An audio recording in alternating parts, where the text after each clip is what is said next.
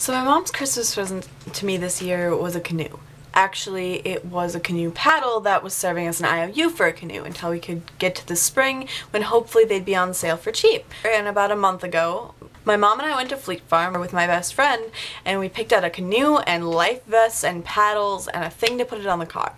And so we put it on the car and we took it home and I was all psyched to get it in the water, and my mom was like, wait. You gotta look up to see if we need a registration for this thing. So I go online and look up the Minnesota Department of Natural Resources and find out that, yeah, the canoe needs a registration and we have to go to the DMV to get it.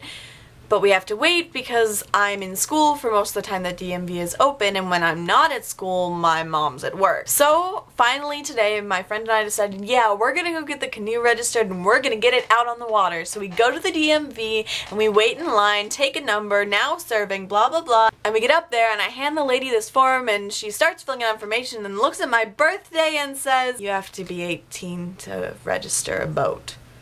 So my friend and I leave the DMV with plans to come back later with my mother, and I'm all bummed out because I was really excited to get this boat on the water, and my friend says, why don't we just take it out anyway? And I was like, but that's illegal, you know, we need to have a registration. And she goes, so?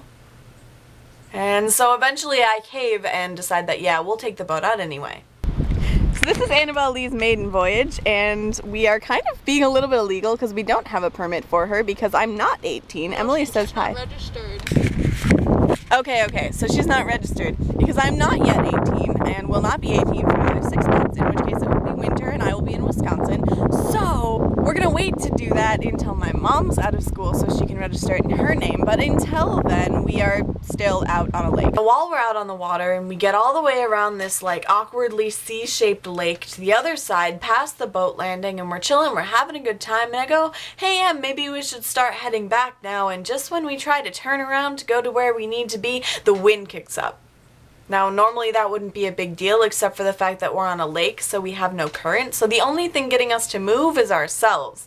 And Emily's never paddled a boat before, and this wouldn't have been a huge deal except for the fact that the wind apparently decided that it wanted to go like 20 miles an hour and kick up waves big enough to tip us over if we were sideways, and so we had to keep fighting to be at a 45-degree angle to the wave, and everything we did was counteracted by me either back paddling to try to get the boat to turn the right direction or the wind. After about a half an hour we realized we really weren't getting anywhere and we kind of had to get out. The only problem was we were on the end of the lake that had mostly private property and no boat landings. So we set our sights on this big rack of canoes not too far from us and figured maybe that's a boat landing and maybe it's connected to land and maybe we can get on land and walk back to her car, drive it back around, pick up the boat and go home. We made it to the canoe landing only to find out that it was private property.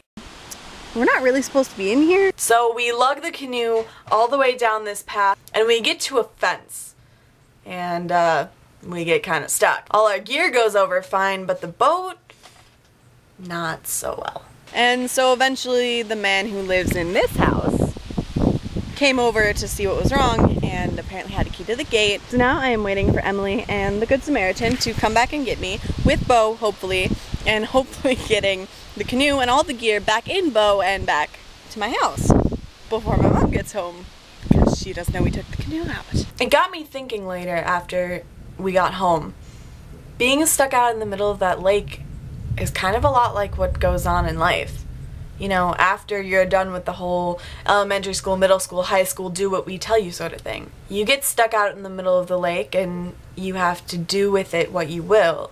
You can either put in effort and try to get where you want to go, or don't put in effort and have to get where you need to go, or you can give up and be pushed all the way back to where you started. And I'm not really entirely sure what this means, or even why I noticed it, but I did. It doesn't mean that I'm not going to go paddling, and it doesn't mean that I'm not going to go bring Emily with me, just because we got stuck the one time.